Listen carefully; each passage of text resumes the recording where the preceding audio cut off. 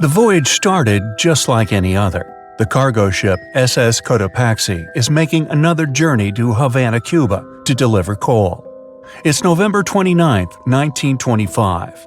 For Captain Meyer and his crew, leaving Charleston Port, South Carolina, it will be the last trip the ship ever makes. Its route ran through the Bermuda Triangle. 2 days into the trip, the Cotopaxi sent out a distress signal. It had got caught up in a strong tropical storm and turned over on its side. The wind was very strong and there was powerful lightning as well. Rain gradually filled the ship's hold. Then there was a bright white flash, and the ship disappeared without a trace. Later, its wreckage was found in the Gobi Desert, which is in a completely different part of the world. All 32 crew members, including the captain, were missing. Of course, the part about the Gobi Desert is fictional.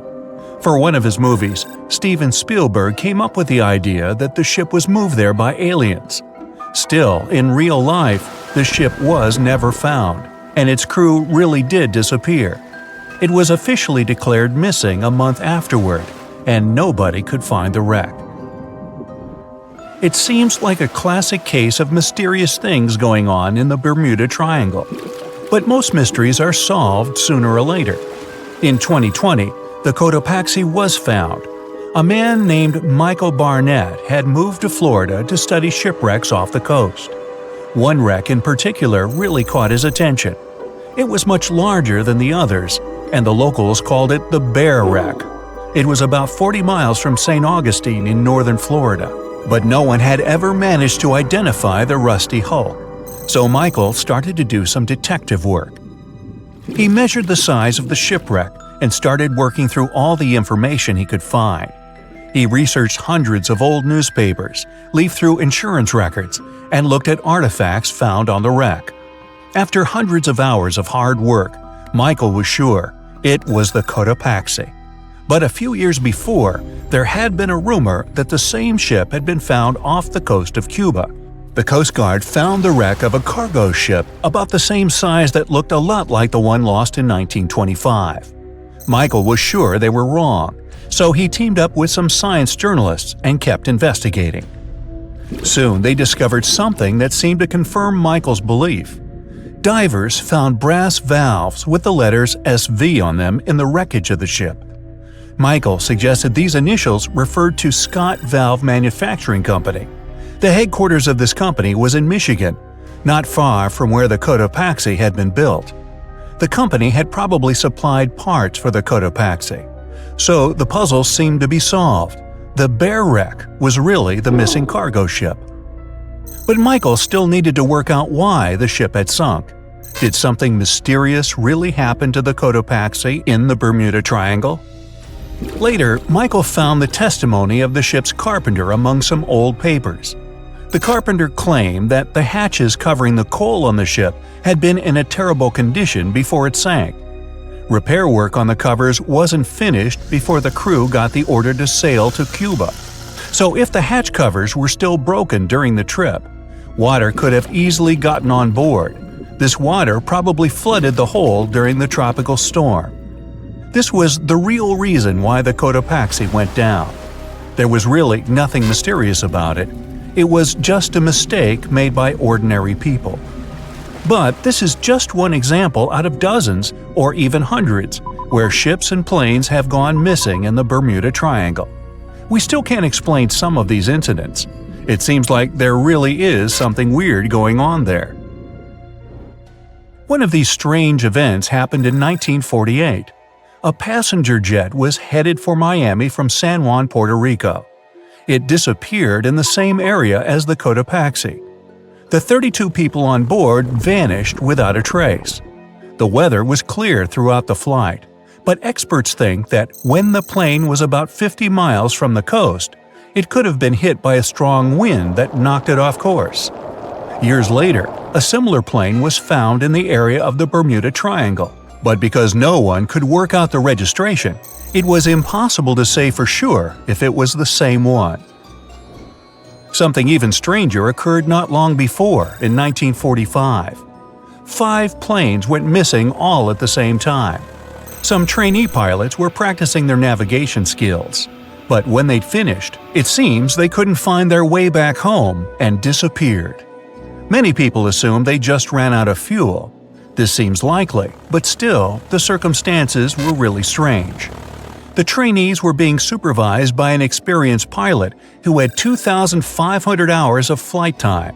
He would never have let a group of newbie pilots get that far away from their base. Even now, people still debate what could have happened. Some insist the pilots ran into something supernatural out there in the Bermuda Triangle. But who knows? And here's another freaky thing that happened there which no expert has been able to explain: time travel. In 1970, Bruce Gernon was flying a plane from Andros Island to the Florida coast. When he was at 11,500 feet, a giant cloud appeared in front of him. It kept getting bigger and bigger, and he had no choice but to fly through it.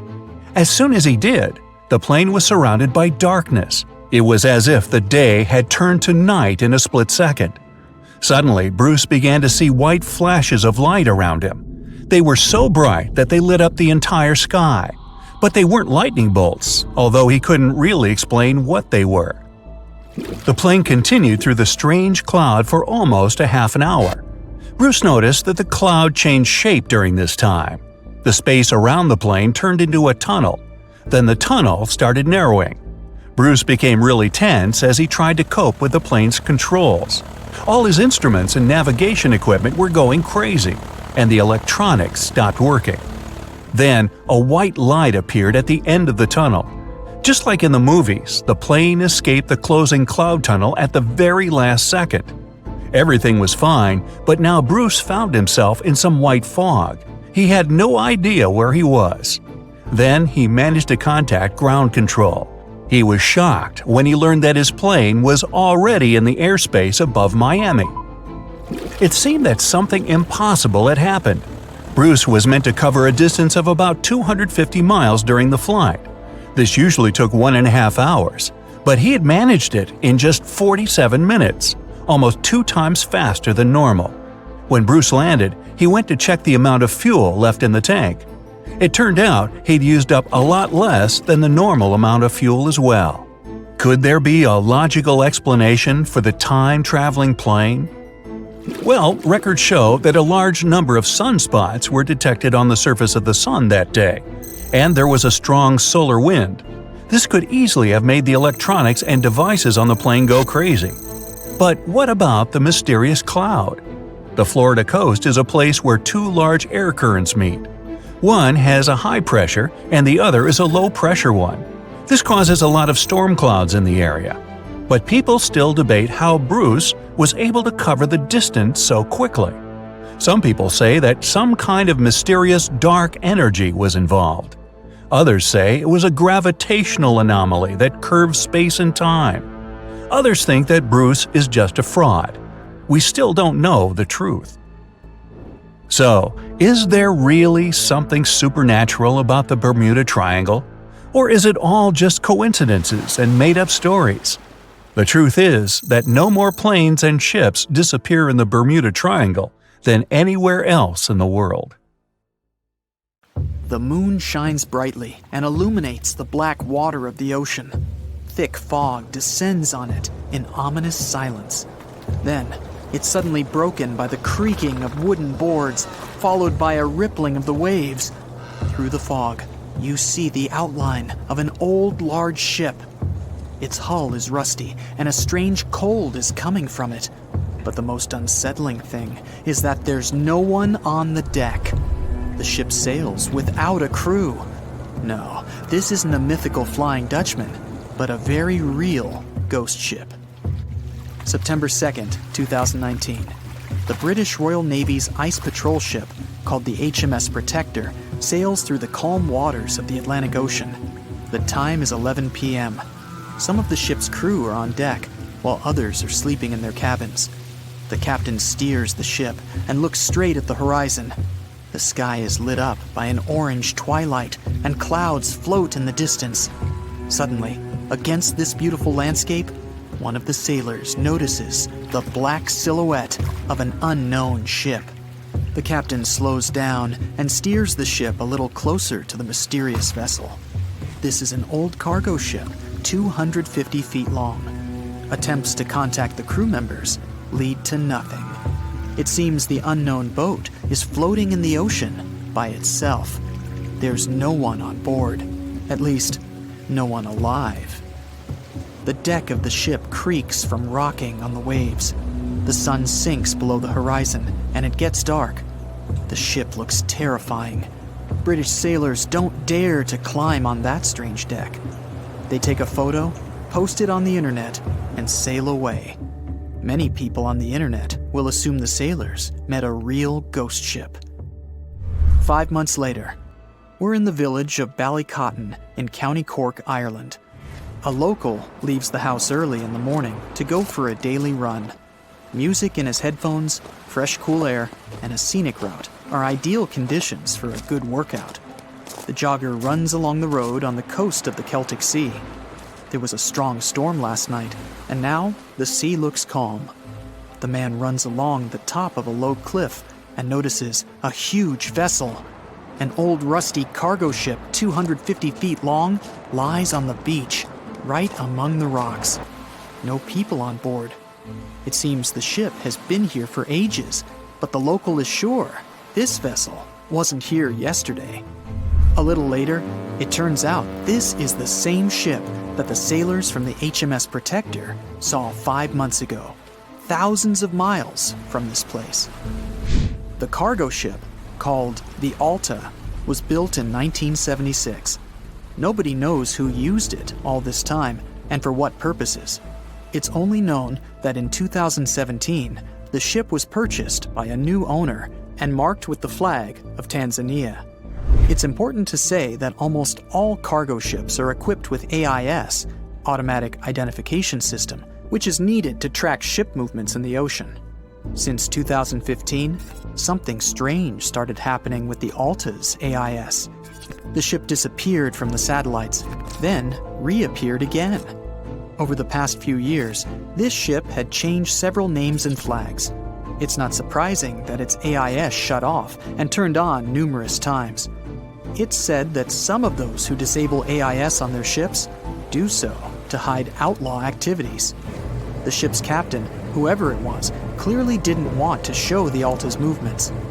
As AIS showed in 2017, the ship had sailed near Greek port cities. The Alta made 12 stops in 3 such cities in different parts of Greece. Then, the AIS signal disappeared, and 10 months later, the Alta reappeared near the northern coast of Africa, 1,200 miles from Greece. In September of 2018, the ship was sailing about 1,400 miles southeast of Bermuda, and at that time, the crew members started having problems. There were 10 people on board the Alta.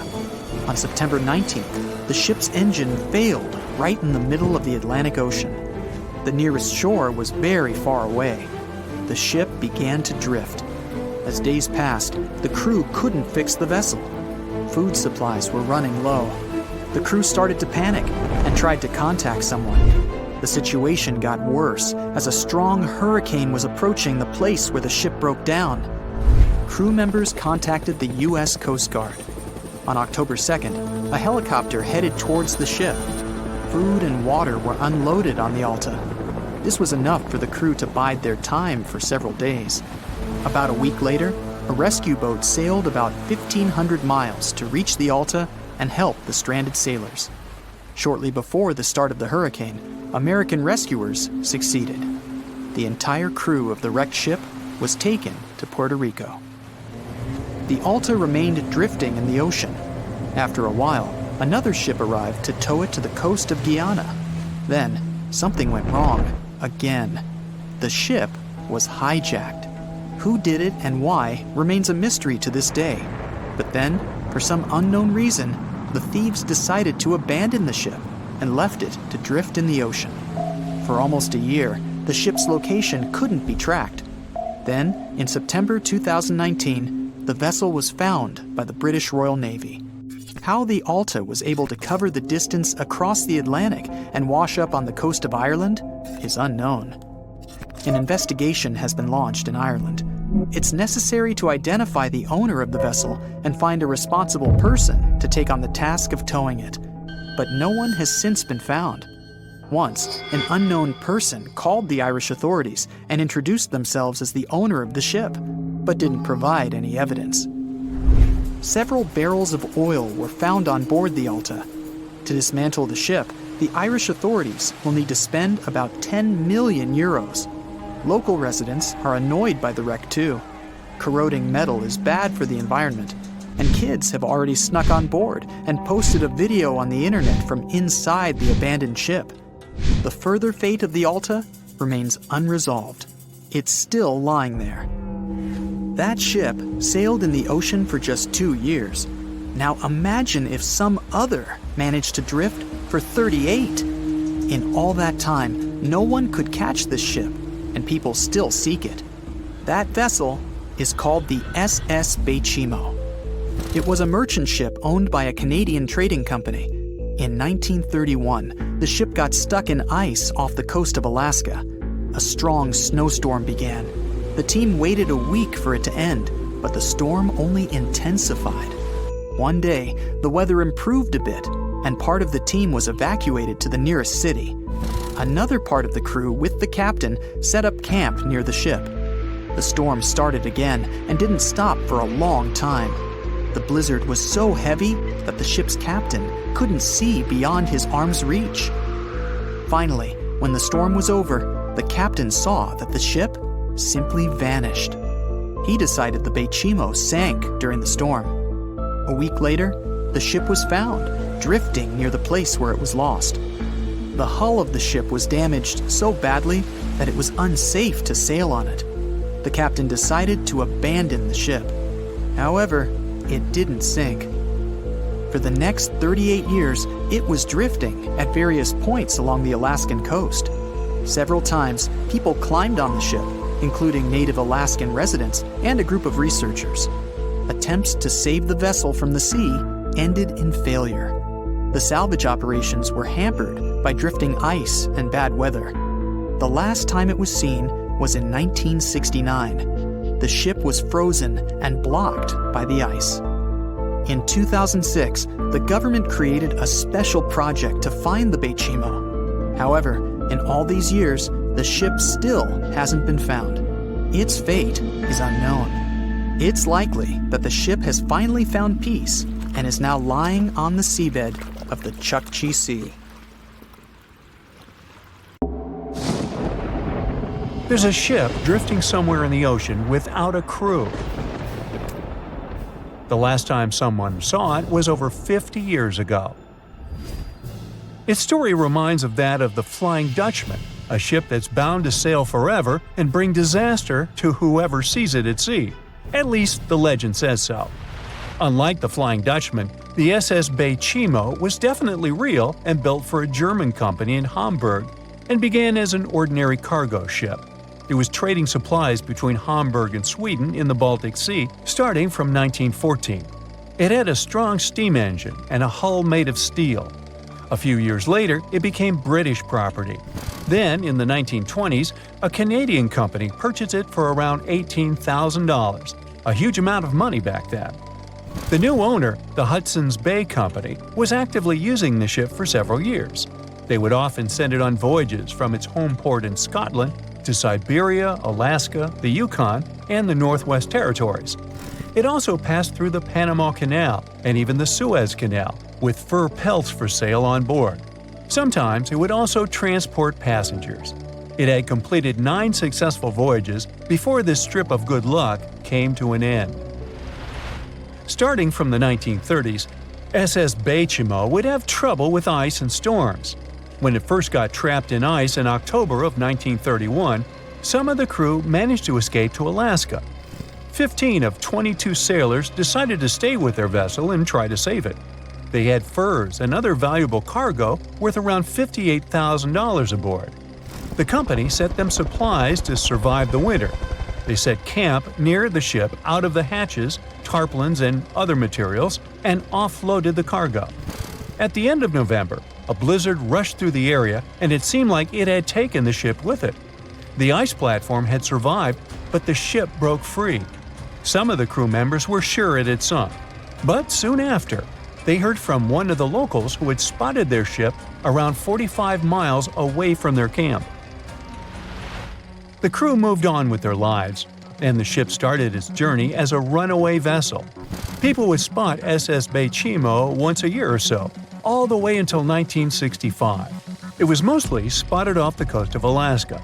A man going to Nome with his sled dog, along with prospectors, explorers, and treasure hunters, all claimed to have seen SS Baychimo.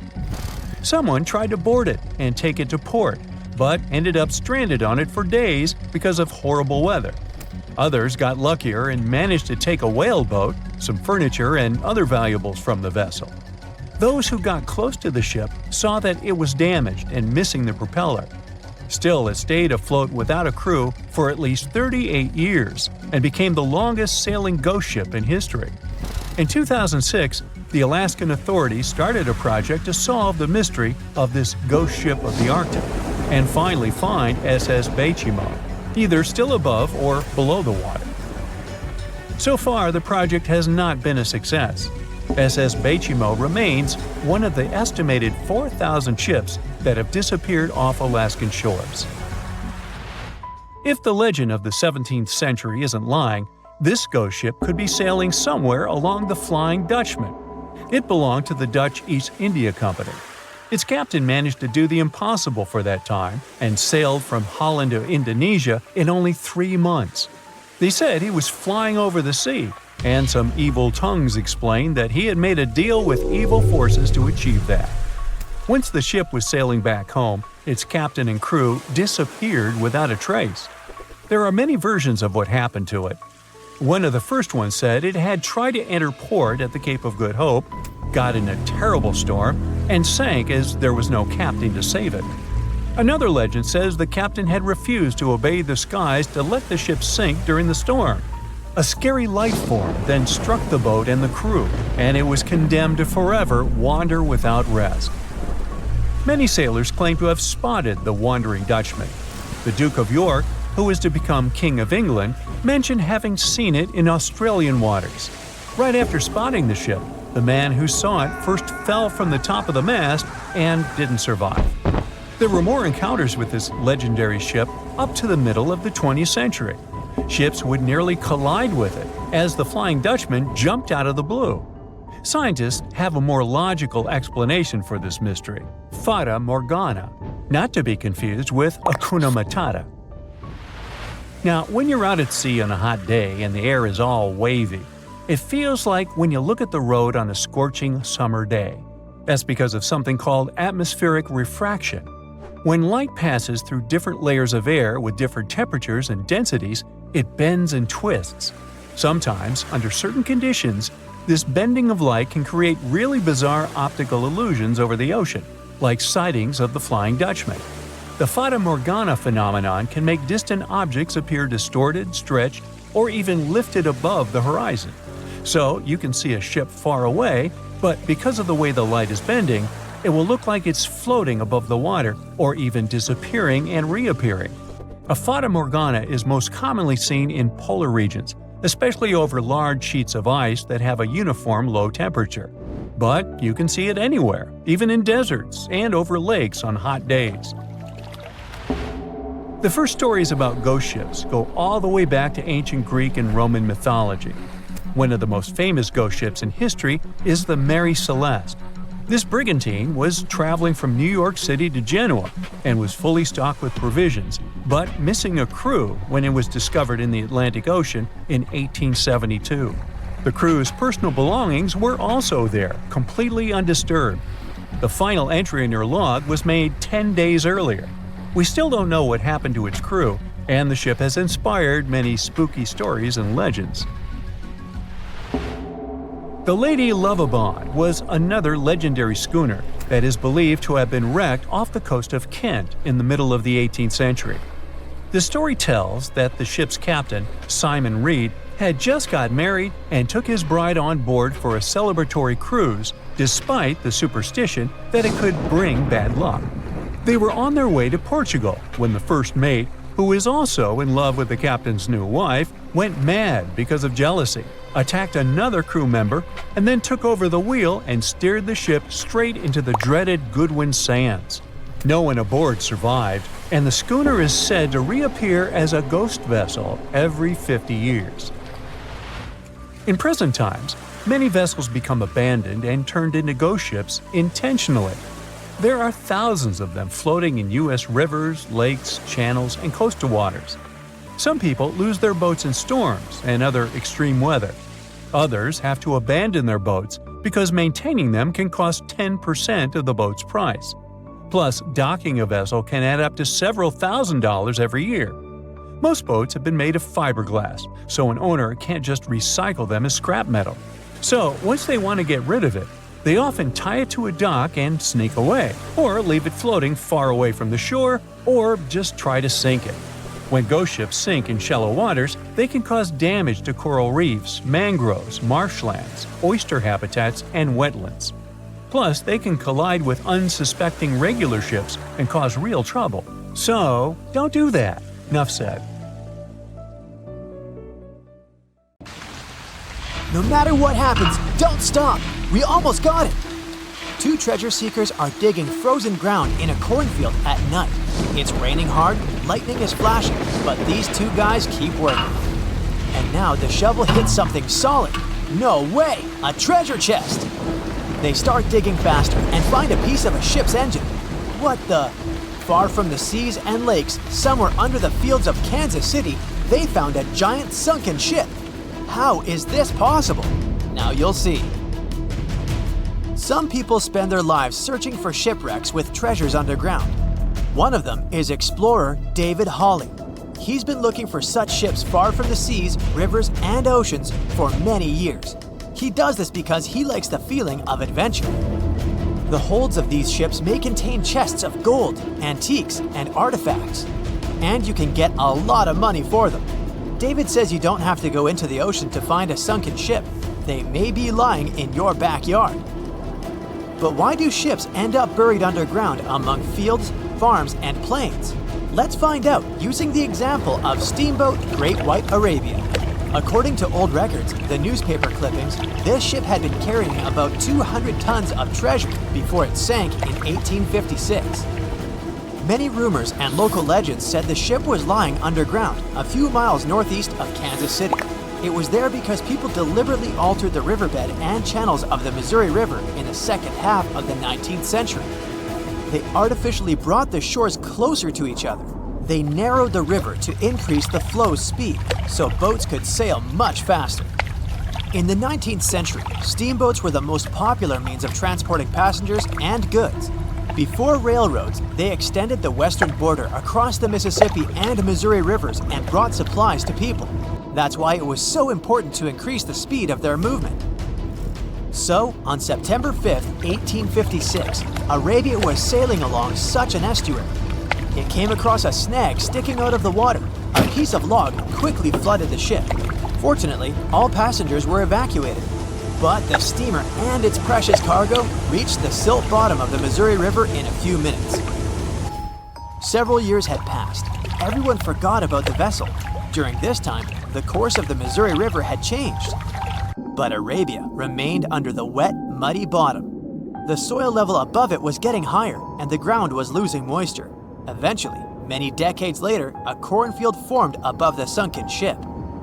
In the 1980s, one farmer owned this area, and he had no idea what was hidden in his territory. David Hawley carefully studied the history of the sunken ships of the USA. He knew that hundreds of steamers had gone underwater all over Missouri, but most of all, he was interested in Arabia, as there were rumors that it was filled with gold and other valuable things. The territory of cornfields in Kansas was vast, but David Hawley knew how to search properly. In 1987, he started working. First, together with his brother and father, they collected all the clippings from old newspapers they could find.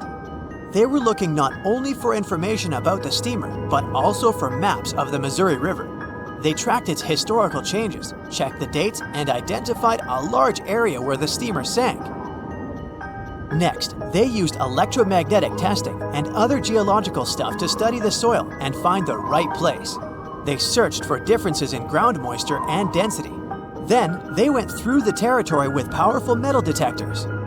And so, by the fall of 1988, they had determined the location of the steamer. Arabia was the size of a football field. This gigantic vessel lay 45 feet underground, 4 stories down. But before they started excavating, they had to ask the owner of the cornfield for permission. For the farmer, this news was a big surprise. He agreed on the condition that the excavations would be completed by spring so that he could sow a new crop. Digging a giant ship in winter is much more difficult and expensive than at other times. It includes additional equipment, electricity, and heating costs. The team worked day and night. They financed the excavations out of their own pocket. Each invested more than $10,000 and took out a bank loan. Finally, they noticed the first details of the ship. The shovels hit the huge engine boilers and the deck. The goal had been achieved. Most of the cargo lying inside the sunken ships is covered with rust, shells, mud, and is badly damaged. The contents of Arabia were in excellent condition, considering that the ship had sunk 130 years prior. Unfortunately, they didn't find the chests of gold. Still, they got several tons of other valuable cargo, household items of people who lived in the middle of the 19th century. It was a time capsule. The ship was carrying supplies for hundreds and thousands of people, and all these things were perfectly preserved. For example, they could clearly see the brand stamp Goodyear Rubber Company on one rubber shoe. The longer the excavations continued, the more things David and his team found. In the barrels, they found plates from the 19th century. They were intact and usable. Also, there were clean clothes, thousands of pairs of shoes, harpoons, frying pans, and umbrellas. The ship was carrying cargo to supply about 16 small towns. Yes, it's not gold, but such artifacts are also precious. The contents of the ship could be worth millions. However, the crew wasn't going to sell these things. They made a museum on the site of a former fruit market in Kansas City. If you go there, you will immediately feel like you're in a department store of the 19th century. There are thousands of items in good condition. Even the matches here are dry enough to light up. It took David many years to present the entire collection from the steamship. He values each of the items and doesn't want to sell them. Anyone can come here, pay for a ticket, and find themselves in the past. Who knows, maybe there's an old ship hidden in your backyard too. Geologists found an older vessel in the hot desert of Namibia in 2008. This ship sailed back in the days when pirates scared sailors on the seas, and now it's inside a dried-up lagoon. The ship sailed from Lisbon in 1533 and disappeared with the crew near a small diamond mining town. After almost 500 years, the hull had been badly damaged. Only the carcass of the ship remained, but the treasure hidden inside the vessel stayed intact. They carefully studied the boat for a long time, trying not to ruin anything. And then, 5 days later, they found a big old chest in the hold. Carefully opening it, they found gold coins there. Thus, the cost of the ship was estimated at about $10 million. The exact cause of the shipwreck is unknown, but experts believe the ship was destroyed by heavy cargo and bad weather. It went to the bottom of a lagoon that later became a desert. Some find an airplane in their backyard, others discover a ship, and one man found a passage to an ancient secret city in his house. This happened in Turkey in 1963. The owners of the building decided to make repairs. He went to his basement and knocked down the wall to turn this place into a living room. And so, behind one wall, he found a tunnel leading underground. The man thought it was some kind of a secret chamber. He went down there and realized it was something much more than that. It was an ancient city 18 floors deep. People built it in the years 780 to 1180 as a refuge from weather disasters and the invasion of enemies. This place also includes many underground tunnels that stretch for several miles in different directions. People could get to the town from different points using secret passages leading to these roads. The city can accommodate about 20,000 residents, livestock, and tons of food supplies. Archaeologists have also found a chapel, schools, stables, and public kitchens there. Thick fog is rising over the ocean as the sun is slowly sinking towards the horizon. It's hard to see further away than a few dozen feet, but that's enough to notice a hulking, skeletal shape in the distance. As your ship approaches the figure, your heart beats faster, and then you make out the details of another vessel, abandoned by the looks of it. Ghost ships do exist, and their mysteries aren't always solved. Take MV Joyita, for example. It was a wooden vessel built in 1931 as a luxury yacht. It had served well to various people over 20 years before it was bought by a Samoan sailor and became a merchant ship. In 1955, though, Joyita's service came to an abrupt and mysterious end. On October 3rd, it set sail for another trading voyage that should have taken no more than 48 hours. Delays happen in the sea, so when Joyita didn't arrive on October 5th as scheduled, there was little worry yet. But then it failed to come on the following day too. There was no distress signal or any other sign of Joyita's presence anywhere between its departure and arrival points. A search and rescue party was dispatched to find the ship, and for 6 days, they were scouting the area of nearly 100,000 square miles. On October 12th, the mission returned to the base empty-handed. Joyita vanished without a trace. It was only a month later that another merchant ship, Tuvalu, noticed the missing vessel far away from its route, drifting in the open sea and listing heavily. The sailors boarded the ship and found that all of its crew and passengers, 25 people total, were missing, along with all the cargo the vessel had been carrying. The radio was tuned to the International Distress Channel, meaning that the crew had been trying to ask for help, but they couldn't reach anyone because the radio cable had been damaged, limiting the range to 2 miles. The lifeboats were missing as well, indicating that people on board must have left the ship. Unfortunately, they seem to have taken the logbook with them, leaving the rescue team clueless as to what had happened. Even today, the mystery of MV Joyita hasn't been solved yet. No one knows where the crew and passengers had gone and what had caused them to leave.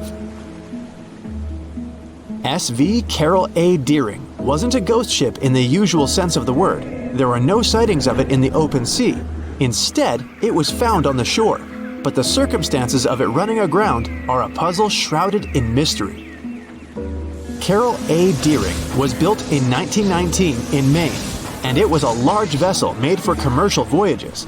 Unfortunately, despite its large cost of construction, it had only served for a year before its last trip. July 19, 1920. The ship was traveling from Puerto Rico to Rio de Janeiro via Newport News to deliver a cargo of coal. It was almost halfway to the final destination when the captain fell seriously ill, and the crew turned back to drop him and his son off and replace the captain. The voyage went without incident, but when it came to Barbados in December to resupply, there were strange moods among the crew. The first mate didn't seem to be happy with the new captain. No one paid much attention to it back then, when they probably should have. The last sighting of Carroll A. Deering at sea was on January 28, 1921, when a lightship noticed it off the coast of North Carolina. There was some commotion on the quarterdeck of the ship, where the crew were normally not allowed.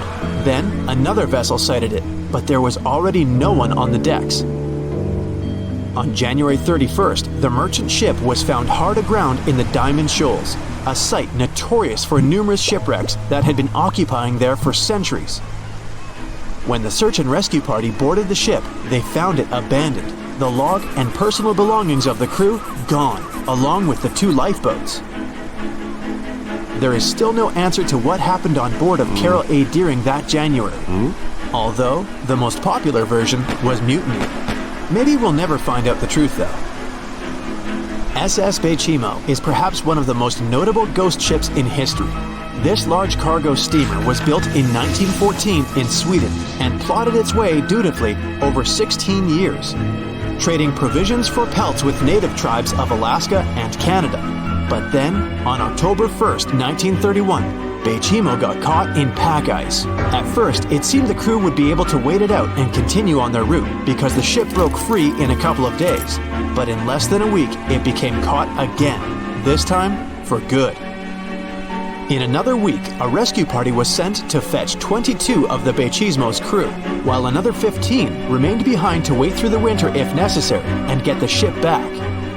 But a month later, after a powerful blizzard struck their camp, the sailors went out of their shelters only to find the ship gone. Luckily, a few days later, a native hunter told the Baychimo hadn't been lost yet. He'd seen it about 45 miles from where they had been stationed. They managed to track it down, but decided the ship wouldn't survive the winter. So they took the most valuable cargo from its hold and abandoned it. They were wrong though. SS Baychimo did survive that winter, and many more that followed. When the ice broke, it sailed away on its own, drifting listlessly along the shores of Canada and Alaska. There were numerous sightings of the ghost ship, sometimes adrift in the open sea, and at other times stuck in the pack ice again. People attempted to board and salvage it, but weather conditions or lack of equipment always prevented them. SS Baychimo was last sighted by native Alaskans in 1969, 38 years after its abandonment. What became of it later remains unknown. The story of SS Ourang Medan is one of the most puzzling and harrowing ghost ship stories of the 20th century. No one even knows for sure if the ship even existed in the first place. It wasn't recorded in Lloyd's Shipping, the International Register of Ships, which makes it either a tall tale or a vessel that avoided being officially recognized for some shady reasons. In any case, the accounts as to what happened to the Medan vary. According to most reports, it was carrying some unknown cargo in the Indonesian waters when a distress call was received by another ship in the vicinity. The officer on duty heard an SOS message, but its contents are different depending on the accounts. The message did not repeat, and the crew of Medan didn't answer to any attempts to contact it back. The ship that received the distress call hurried to the rescue, but they only reached the vessel the following day, when it was already drifting and slightly listing. When the rescuers boarded the ship, they found that none of the crew had survived. However, one lifeboat was missing, which implied that there was at least one crew member who managed to escape. What happened to the rest of the people on board remains a mystery to this day. Still, there are no hard facts about this story, so we might never find out whether SS Ourang Medan was actually a ship and not a thing of fiction. SV Zebrina was a 3-mast sailing barge built in 1873 for river trade ships in South America. She served for well over 4 decades, proving to be a sturdy and reliable ship. It was later transferred to Europe, where it continued serving its purpose well. But then, in October 1917, Zebrina set sail on a regular voyage only to be found ashore several days later. Mysteriously, although the ship was perfectly intact, the entire crew of 5 and the captain were gone. There is no direct evidence or hard facts as to what really happened that day. The most convincing theory is that the crew were washed away from the deck because of an underwater explosion. And then the ship sailed ahead without them, but the truth, as always, remains unknown. Can we estimate how many ships and airplanes were lost in the Bermuda Triangle?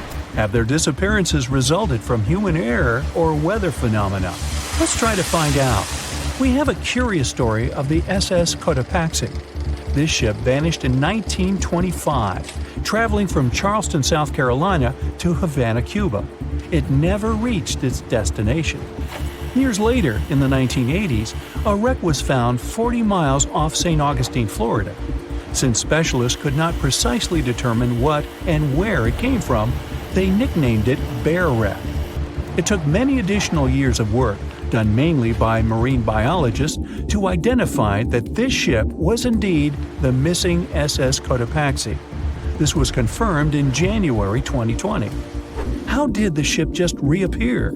And how did it get there, since this mysterious shipwreck isn't even in the Bermuda Triangle?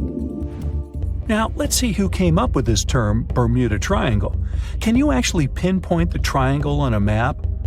No, it's not an officially recognized location either. The Bermuda Triangle does not appear on any world map. Nobody has agreed on its exact boundaries.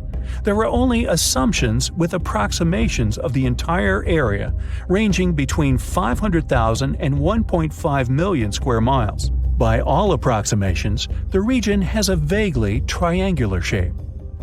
In 1964, an American author named Vincent Hayes Gaddis first came up with the idea when writing an article for Argosy magazine. He used the Bermuda Triangle to describe a triangular region that has destroyed hundreds of ships and planes without a trace. It is pretty hard to get the number of lost ships and planes because some ships and aircraft have gone missing without leaving a trace. Their wreckage in the region has not been recovered, but the recorded stories should help us. Legends about the Bermuda Triangle date back to the 15th century, like that of the Italian explorer Christopher Columbus. When sailing through the Atlantic waters, he passed by this location in the late 1400s. In what we now know as the Bermuda Triangle, he saw a huge flame that seemed to just crash into the ocean. Later, he saw an unusual light flashing in the distance at the exact location. Like many other sailors since then, his compass had severe malfunctions. Flight 19, a Navy plane on a routine schedule back in 1945, also started the Bermuda Triangle legend. It was commanded by Lieutenant Charles Taylor, and it's recorded that he just got lost in the triangle for no reason. Since pilots had no GPS back then, they had to trust their compasses and keep track of how long they'd been flying in a specific direction and their speed. Shortly after completing the task, both of the compasses on board stopped working correctly. Records found after the plane's disappearance also indicate that Taylor didn't have a watch on that particular day.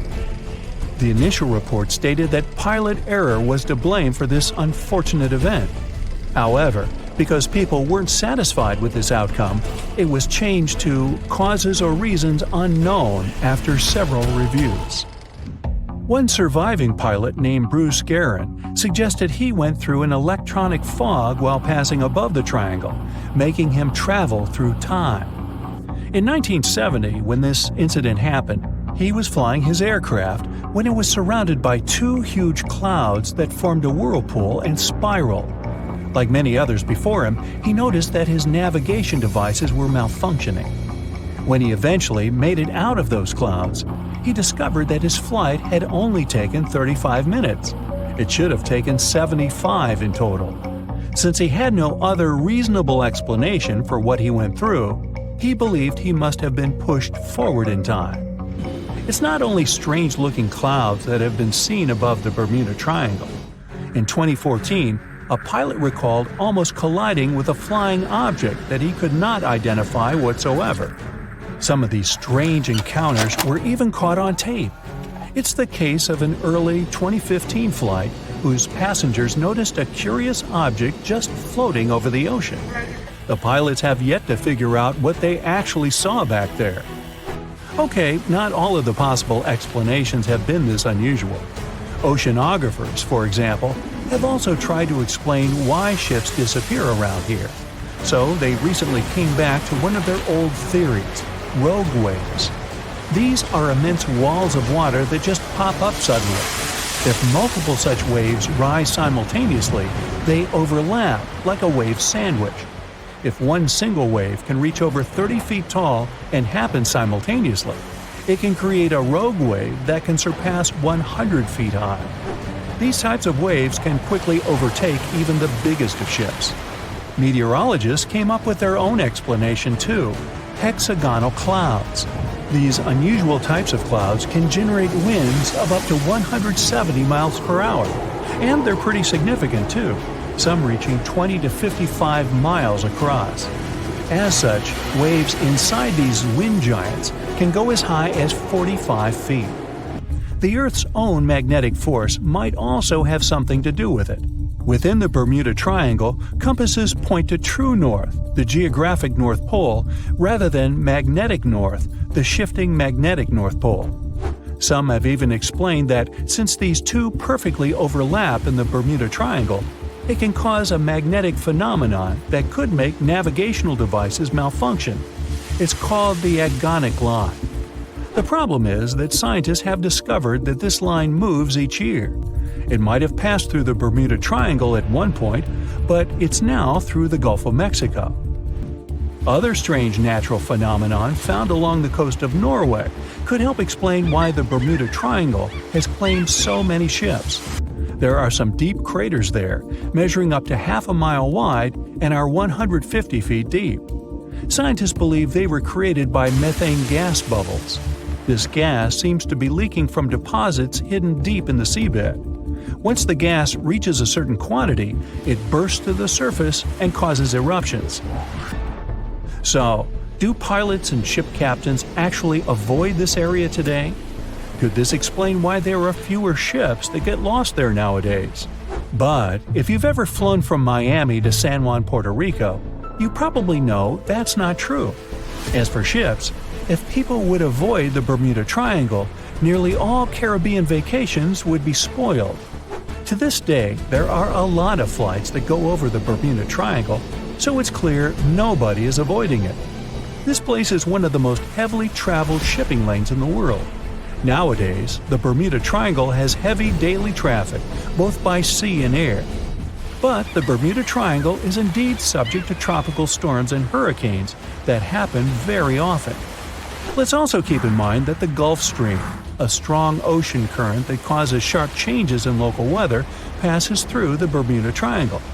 Besides, the deepest point in the Atlantic Ocean, the Milwaukee Depth, is also located in the Bermuda Triangle. The Puerto Rico Trench reaches almost 27,500 feet at the Milwaukee Depth. So, if you think about it, the whole mystery is a perfect combination of human error, bad weather, and a lot of ship traffic. This was confirmed by data provided by the U.S. Coast Guard. If you look at percentages, the number of ships or planes that go missing in the Bermuda Triangle isn't different from anywhere else. Disappearances do not happen more often than in any comparable region of the Atlantic Ocean. Official statistics say around 50 ships and 20 airplanes have vanished while traveling through this region. So that's another reason why the total number is so hard to pinpoint. Nobody could describe its rescue in official records if a boat was reported missing.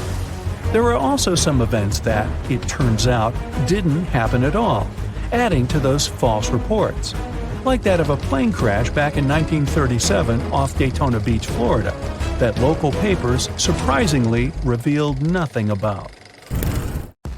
It's 2018. You get up early in the morning to go ashore and catch some fish. You come to the spot you were yesterday, throw the hook into the sea, and wait. The float is twitching. You've caught some fish, but hey, hello? Why aren't you doing anything? Right now, you don't care about the fish. You're looking at something in the distance. You open your mouth in surprise since you see a huge ship stuck on a shoal. It wasn't here yesterday, so it got here at night. Okay, it'll probably sail away sooner or later. You fish for a few more hours. During this time, you observe the ship and notice no movement there. Is it empty? Boats and the Coastal Service are sailing from the shore to the vessel. You decide to check it out too. You get in your old boat and go there. The mist descends to the water, making the ship look creepy. The colossal vessel is rusty and empty. But where is the whole crew? And how did it get there? The Coast Guard comes on board. They search the hold, the cabins, and the upper deck. There's someone's stuff, some remnants of food supplies, notebooks, and clothes. Everything suggests the crew has disappeared for some reason. Fishers who noticed the vessel first didn't see anyone coming down from the board. No radio signals were sent to the port, and no one reported about the ship. It appeared here from nowhere. The only chance to get any information is to look at the number and name of the vessel. This is Sam Ratulangi, PB 1600. The Coast Guard checks the information, studies the data of all the country ships, and no way. One company built the boat in 2001 in Indonesia. People used it to transport heavy loads across the seas around Asia. The ship had been properly operating for 8 years. People were delivering industrial goods to different points in the region, but something went wrong. In 2009, Sam Ratulangi was sailing near the coast of Taiwan, and that's it. There were no further records about it. There were no reports in any port. Everyone thought it must have drowned, so no one had been looking for it for years. And then, 9 years later, it appears here, big and rusty, off the coast of Myanmar, without sailors, without fuel. An investigation starts. City services are trying to find out the names of all the sailors working on the ship and find clues that would lead to solving this mystery. They also hope the ship owner will appear soon. They find 2 tow ropes on board. This means that some other ship towed Sam Ratulangi to this place. Then they identify and find 13 crew members. These people say they wanted to reach the factory in Bangladesh to repair Sam Ratulangi. Another vessel helped tow the ship, but then 2 cables tore off, and a storm began. No one wanted to stay on board during such weather, so the crew members left it. No one knows what the ship has been doing for the last 9 years, and how it was possible without people on board. And here's another, much more mysterious ship story. On February 16, 2020, locals found a large cargo ship stuck on a rocky shore off the coast of an Irish village. The boat looked rusty, with holes in the hull and rotten parts. People hadn't seen this vessel the day before, so it appeared there at night. The last time people saw the Alta cargo ship was a few months earlier, thousands of miles off the coast of Ireland. That day, the Alta was sailing in the waters of the Atlantic Ocean. Another ship, the MS Protector, noticed it. MS Protector crew members tried to contact the ship, but received no response. The people on board realized that they were facing an empty vessel. And then, 5 months later, it appeared near the coast of Ireland. There are more questions than answers in this story, but we managed to find something out. In 2015, the Alta appeared and disappeared from the radar several times. Any ship has an internal tracking system, so people can track its route using satellites. But Alta crew members often disabled this system. Perhaps they were engaged in some illegal activity. Anyway, in 2017, the ship often sailed between the ports of Greek islands. Then, the tracking signal disappeared and appeared only 10 months later, off the coast of North Africa. During this time, the ship changed several flags. In September 2018, the Alta was southeast of Bermuda and headed for Haiti. Then, the crew started facing problems. First, the main engine failed right in the middle of the Atlantic Ocean. The ship began to drift. Several days passed, but the crew members weren't able to repair it. They began to run out of food and water supplies. The situation got even worse when they found out that a hurricane was approaching the place. Fortunately, they managed to contact the U.S. Coast Guard. A helicopter flew to the Alta on October 2nd to bring them some supplies. There was enough food for several days. Then, a rescue boat sailed to the ship. It evacuated all the sailors and delivered them to Puerto Rico before the hurricane. The Alta had to drift alone in the ocean. After a while, another ship approached the Alta to tow it to the shores of Guyana. But at this moment, everything went wrong. Someone stole the boat, disabled the tracking system, and sailed away in an unknown direction. After almost a year, the MS Protector found the empty Alta in the waters of the Atlantic Ocean. And then, 9 months later, the ship without a crew sailed to the shores of Ireland. How did it manage to travel across the Atlantic and get to the coast of Ireland? It's still a mystery. Maybe it was just luck. No one else saw the ship all this time. It was just covering huge distances, surviving storms. Who's the captain? What happened to the thieves? Who owns the ship now? One day, someone called the village administration and introduced themselves as the vessel owner. But that unknown person didn't provide any evidence. They found several barrels of oil on the ship, which they took away by helicopter. The Alta was rusting. Corrosion of metal could damage the environment. The vessel had no commercial value, yet it would have taken millions to get rid of it. There were 3 options for what to do: leave the ship where it was, tow it into the sea and let it sink, or disassemble it for scrap. But nature had its own plans. Storms and strong waves split the hull into two parts. The Alta was drifting without a crew in the waters of the Atlantic Ocean for about 2 years. But this is nothing compared to a ship that was traveling for 38 years. The record belongs to the SS Baychimo. It was a merchant vessel owned by some trading company. In 1931, the ship found itself on the ice off the coast of Alaska. Its movement slowed down. A thick layer of ice blocked the ship, and a strong storm only made the situation worse. The blizzard was so intense that the crew members couldn't see anything but a white veil in front of their eyes. Sailing any further was impossible. The team had to wait for the storm to end. They waited for a day, 2, 3 days. A week had passed, but the snowstorm was only getting stronger. Then, one day, it grew weaker. The crew members split into 2 teams. The first team went to the nearest city. The second group, along with the captain, stayed on board. They set up camp next to the ship and waited for the blizzard, which had started again, to end. There was zero visibility. And finally, one day, the storm was over. Great! And now, wait a minute. But where's the ship? The SS Baychimo just disappeared during the blizzard. The captain was sure that the ship had sunk, so he left along with the crew. Then, a week later, they saw the vessel drifting near the area where they had lost it.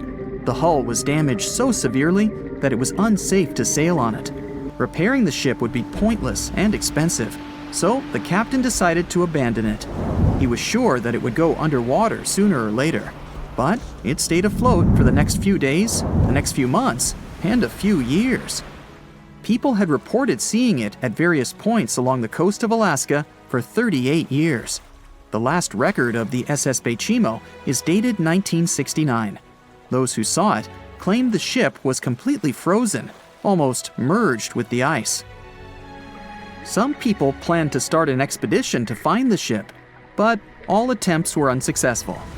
The vessel is probably lying somewhere on the deep sea floor. They said it was the most technologically advanced ship. They said it was unsinkable, and when it sank, they made a movie about it. These were the main reasons why the Titanic disaster became world famous. But unfortunately, this is not the only large-scale shipwreck. And sadly, there have been cases much worse than the tragedy of the Titanic. One of them occurred on April 27, 1865. The Sultana steamboat carried passengers and cargo daily between St. Louis and New Orleans. It was a pretty large wooden boat with 3 decks and was 260 feet long and 70 feet wide, almost twice the size of a basketball court. The ship could carry about 350 passengers, but on that unfortunate day, more than 2,000 people were on it. On April 23rd, she was making a routine voyage from New Orleans when it broke down. Something was wrong with the boiler, so the vessel docked in Vicksburg for repairs. At the port, the ship's captain, James Cass Mason, found out about an excellent opportunity to earn a lot of money. All he needed to do was to transfer a large group of former prisoners to the north. The captain agreed to do it, but the problem was that the boiler required a lot of time to repair. Mason was afraid that his competitors would take the job, so he decided to sail despite the malfunction the ship had. He patched up the holes in the boiler instead of a big repair and invited all the ex-prisoners on board. So, there was a broken boiler, an excess number of passengers, a lack of lifeboats, and not the best river conditions. Also, the captain refused to send the ex-prisoners to the hold, so they were all with ordinary passengers. There were strong chances for a shipwreck, but the greedy desire to earn more money was stronger. The Sultana went on a voyage and sailed up the river for 2 days. At this time, one of the biggest Mississippi floods in history began. The river overflowed its shores because of the flood, with the water level rising several feet.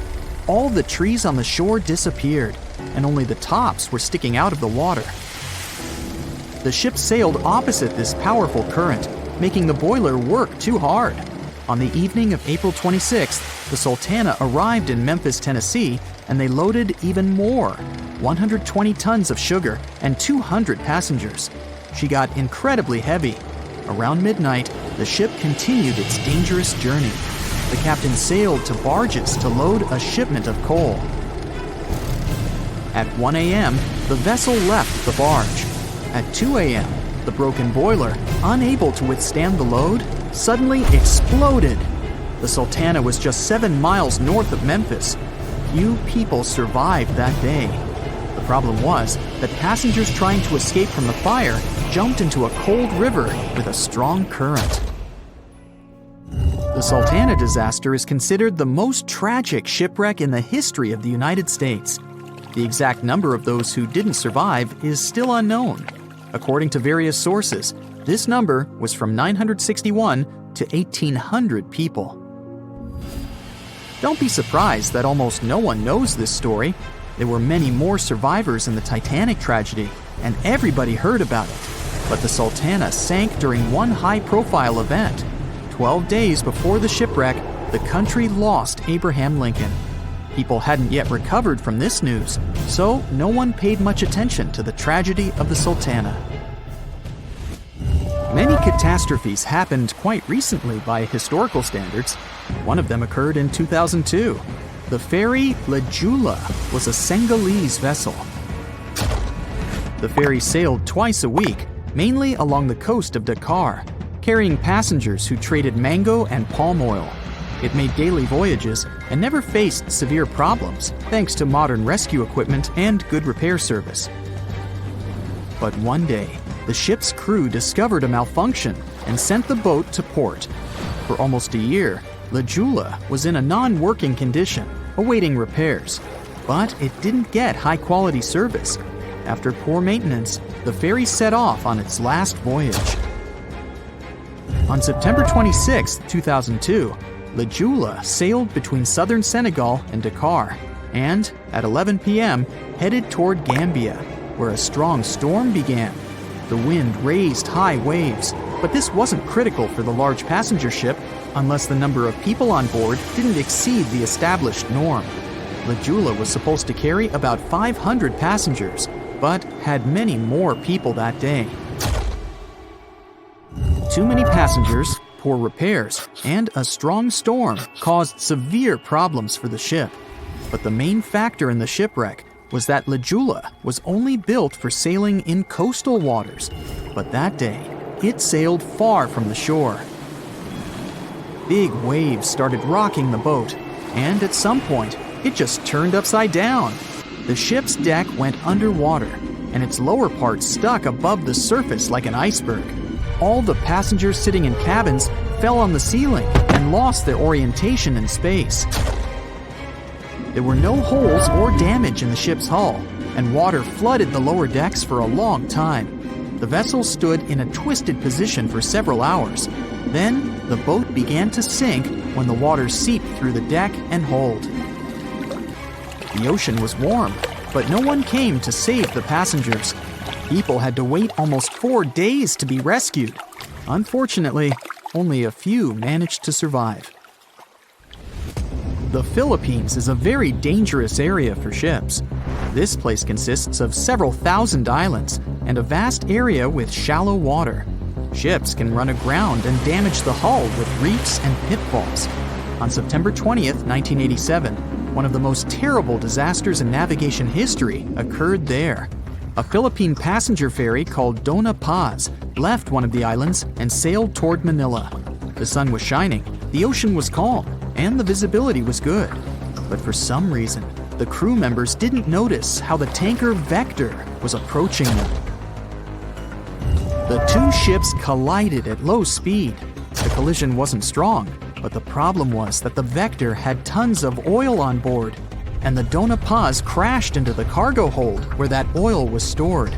So it spilled all over the ocean, and then a spark slipped through. Not only did the two ships catch fire, but also filled with water. Both ships sank in a matter of seconds. Only a few dozen people survived that disaster. On September 27, 1854, The passenger ship Arctic sailed from Liverpool to New York. The fog came rolling down, and visibility got really bad. Another boat appeared out of the thick white haze, the French steamer Vesta. The ships were close enough to each other that a collision was inevitable. The French vessel was smaller, so it seemed to the Arctic's captain that Vesta had received a lot of damage. And while he was staring at the other ship, his boat got quickly filled with water. The captain gave the order to sail to the shore as fast as possible, but the ship's engines stopped working because of the flood. Then the ship's crew started to lower lifeboats with women and kids. Still, when rescuers found lifeboats with people, it turned out that only 87 out of 400 people survived, 65 crew members and 22 passengers. Surprisingly, there were only grown men among them. The ship's captain survived by clinging to the wreckage. All newspapers wrote about this story as one of the most terrible and shameful tragedies in navigation history. Survivors were criticized because they didn't save women and kids, and the crew members were accused of violating the law, since the safety of passengers should be higher than the safety of sailors. But despite this, none of them were brought to responsibility. Unfortunately, shipwrecks still occur to this day, but fortunately, there are fewer of them than before, thanks to modern navigation systems and radar. But no technology can guarantee there won't be a super strong storm or any other emergency that no one can foresee. A lot of weird incidents have happened in the mysterious valley of Haizu ever since the 1950s. People even started comparing it to the infamous Bermuda Triangle. But are they really that similar? It all started when an airplane went missing here under circumstances no one can explain yet. They searched the location back and forth, but nothing appeared to have remained of the aircraft. And guess what? No one received any SOS messages from the team on board. And to top it off, the same year, a considerable number of tourists and local residents were lost here in the valley, never to be seen again. Speaking of the Bermuda Triangle, one can link its origin story to a series of mysterious disappearances of ships and aircraft, like the one that happened in 1945, when 5 planes and 14 people on board went missing in this location while doing routine training exercises. Even a thorough investigation didn't help to establish the cause of the incident. But that wasn't the end. Between 1945 and the mid-1980s, another 25 small planes went missing while going through the Bermuda Triangle, never to be seen again. And the search parties haven't recovered a single piece of these aircraft. The Bermuda Triangle isn't the only stretch of water that has claimed ships for good. In the Pacific Ocean, near Japan, there's a tricky portion of water that has earned the nickname the Devil's Sea.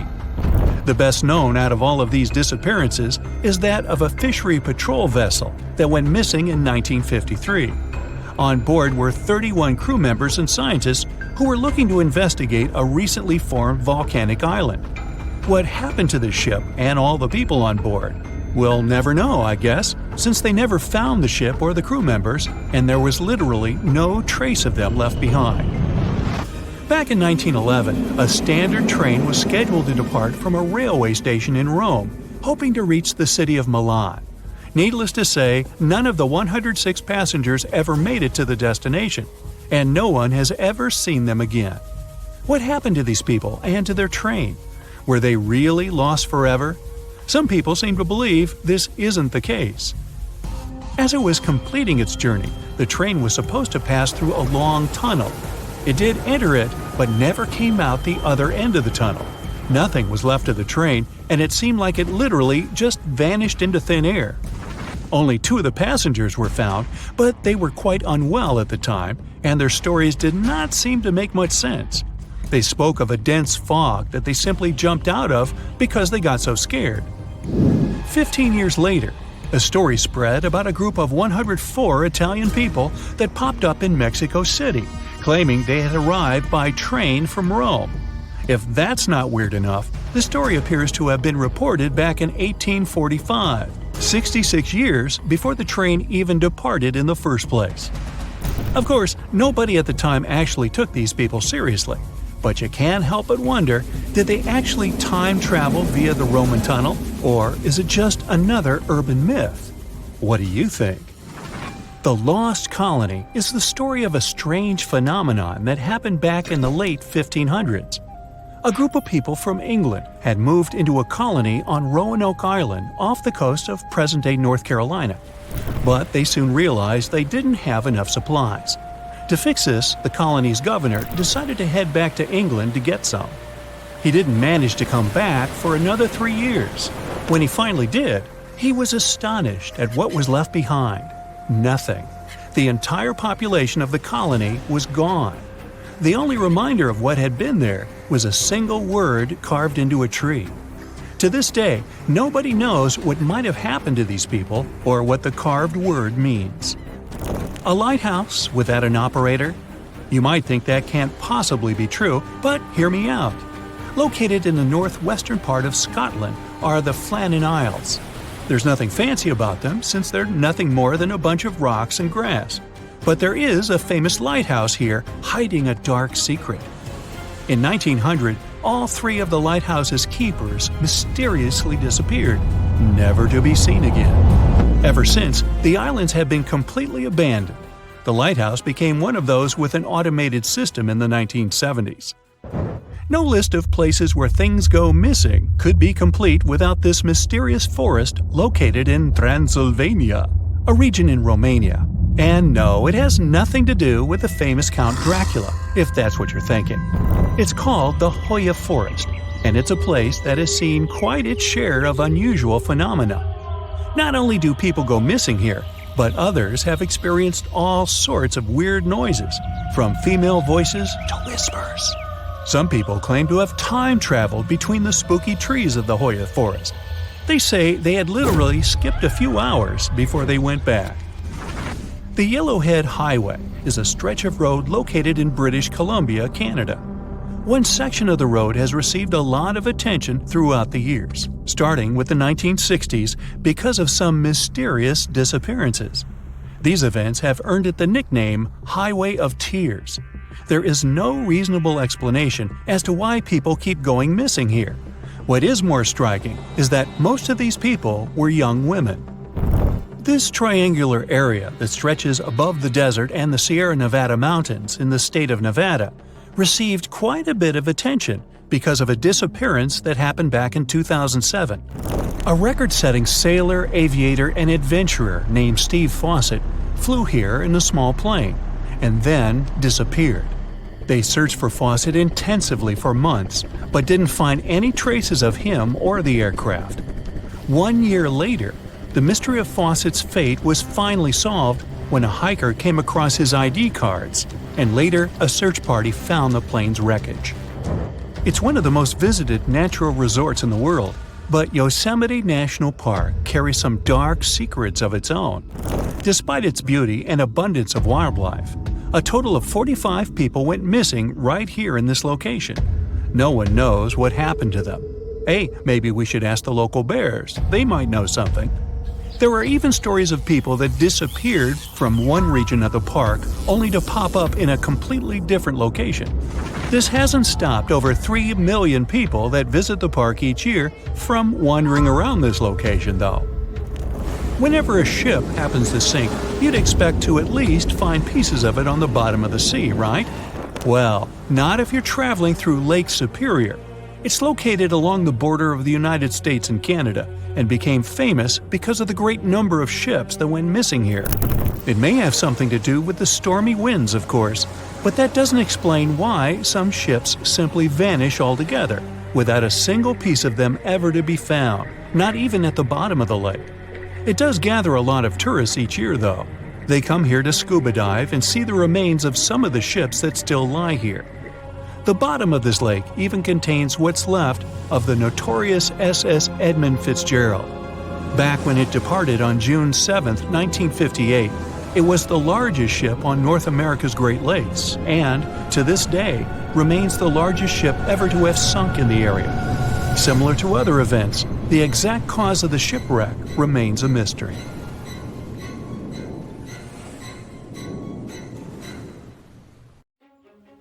If I asked you to name the most famous shipwreck of all time, you'd go with the Titanic, right? The Atlantic Ocean, the hope for new life, heartbreaking love stories. It had it all to become a blockbuster. But I guess you've never heard of SS Princess Alice that submerged in the sewage of the River Thames, taking between 600 and 700 lives with it. Life in 19th century Victorian London wasn't easy, especially for working class folks. Affordable public transport and bank holidays made it a bit easier. The people could escape to the coast on a train or pleasure boat, even if it was just for a day.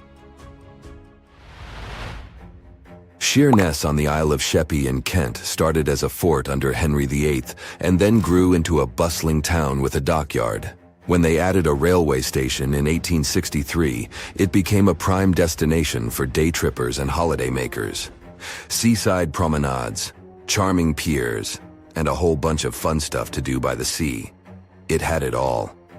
A bit inland along the River Thames, you had the Rocherville Gardens. These gardens had archery lawns, bowls, mazes, lakes, cliff walks, and even a floral bazaar. Plus, there was an aviary, a bear pit, and a skeleton of a lost whale that had taken a wrong turn in the Thames. Londoners of the late 19th century could hop on a train or cruise along the Thames by boat, and both options were pretty popular. But on the 3rd of September, 1878, way more people than usual opted for the boat. They chose it over the railroad after a passenger train had collided with goods wagons in Kent, taking the lives of 5 people. The river felt like a safer way to go. One of the ships available for the trip was the SS Princess Alice. The paddle steamer was first launched in 1865 on the west coast of Scotland. Its original name was the Bute, and it was used as a ferry for the passengers of the Weems Bay Railway Company. A couple of years later, it was sold and renamed after Queen Victoria's 3rd child. Then, it was sold again and got the nickname the Shah's Boat, as it transported the Shah of Persia up the Thames to Greenwich in 1873. The ship had gone through several alterations in its lifetime. It got new boilers and watertight bulkheads. The Board of Trade had inspected it and marked it safe. In the year of its final voyage, it was officially allowed to carry up to 936 passengers between London and Gravesend in calm water. On the day of the tragedy, Princess Alice was on what was called a moonlight trip downstream from Swan Pier near London Bridge to Sheerness, Kent and back. The trip wasn't expensive, so most of the passengers were from the working class. There was also a musical band aboard to keep the spirits up. The 3rd of September was a bright day, and many families were happy they could catch some final summer sun rays and enjoy fresh sea air. The then owner of the ship, the London Steamboat Company, had several vessels working on the route. The passengers were free to hop on and off different ships. At around 6:30 p.m., after a beautiful day in the open, the SS Princess Alice headed back to Swan Pier. No one kept official lists of passengers, so we'll never know exactly how many people were on board that evening. But they say the steamer was close to its full capacity.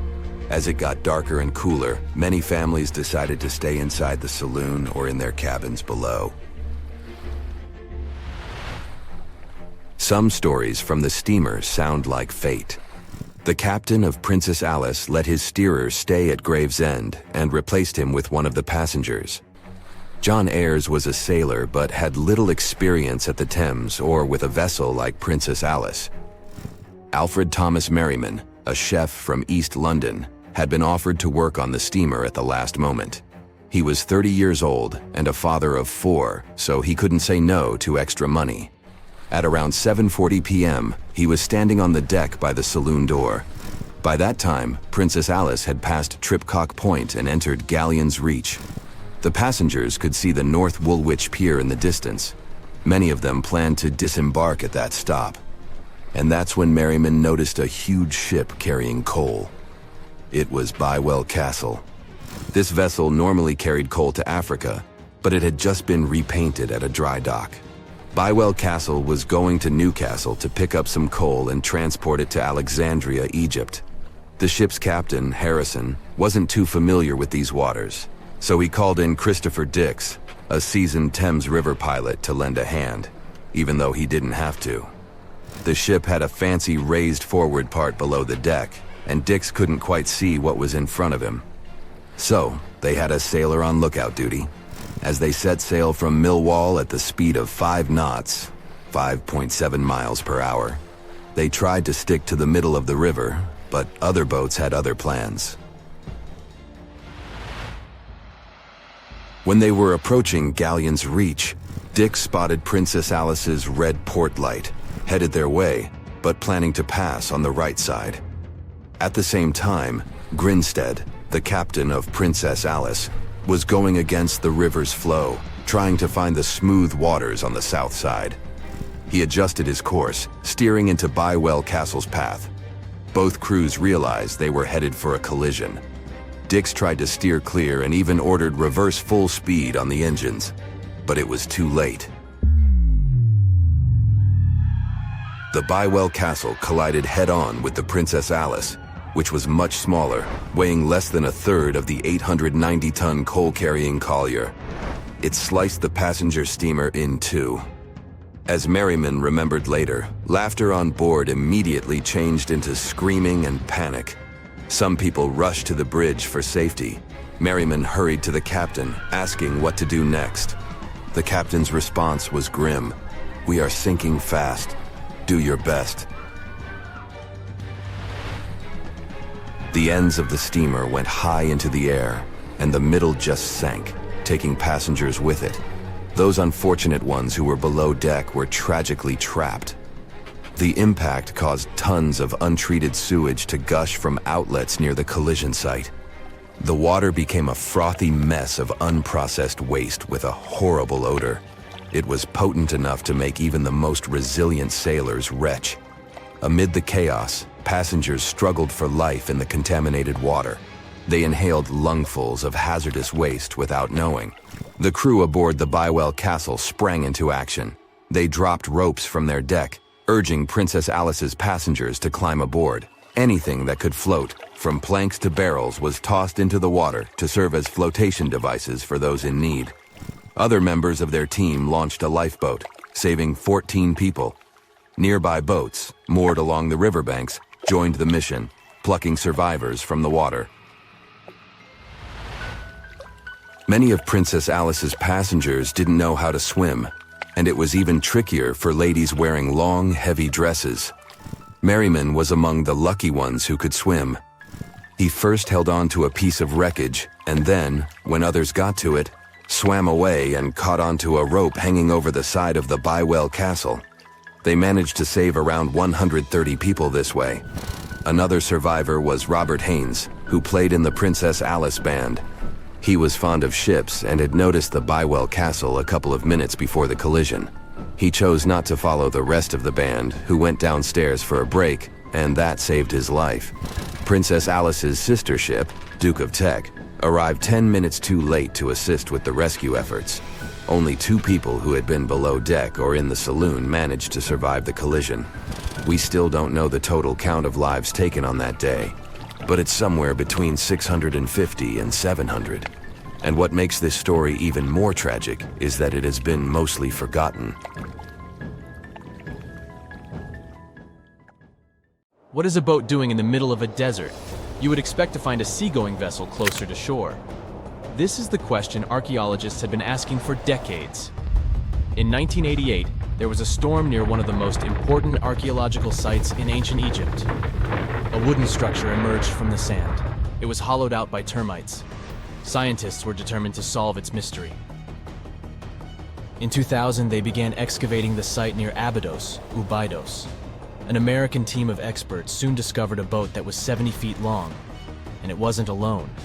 In total, there were 14 boats neatly resting next to each other. It was impossible to completely dig out the boats because of their poor condition. Luckily, the wood was preserved enough to get a sample. Analyses revealed that the boats were around 5,000 years old, the oldest fleet in human history to this date. The time of their construction predates the pyramids at Giza by half a millennium. Each ship of the fleet rested in a vault that matched its dimensions. The room was roughly a third of the size of a tennis court. It had mud brick walls that featured more than 120 drawings of boats. Ancient Egyptians incised them on whitewashed walls that were excellently preserved. Scientists have known about these mysterious chambers for well over a century. 1901, 1902. A British archaeologist, Arthur Weigel, stumbled upon a strange structure west of the River Nile. His team caught a glimpse of the interior walls. Sadly, a section of the roof collapsed, so they had to call off further exploration. Researchers abandoned the site, but its location remained on the maps. The boat's position first led scientists to think that they rested on a bank of the mighty Nile. But there was a problem with this theory. Today, the river flows almost 7 miles west of Abydos. Further studies of the surrounding terrain showed the Nile didn't change its course throughout history. Also, if the boats floated near a dock, they would be in unstable positions. The 14 vessels at Abydos were perfectly parallel to each other. There was only one conclusion possible. Someone had deliberately placed them like that. They must have gone through a lot of effort.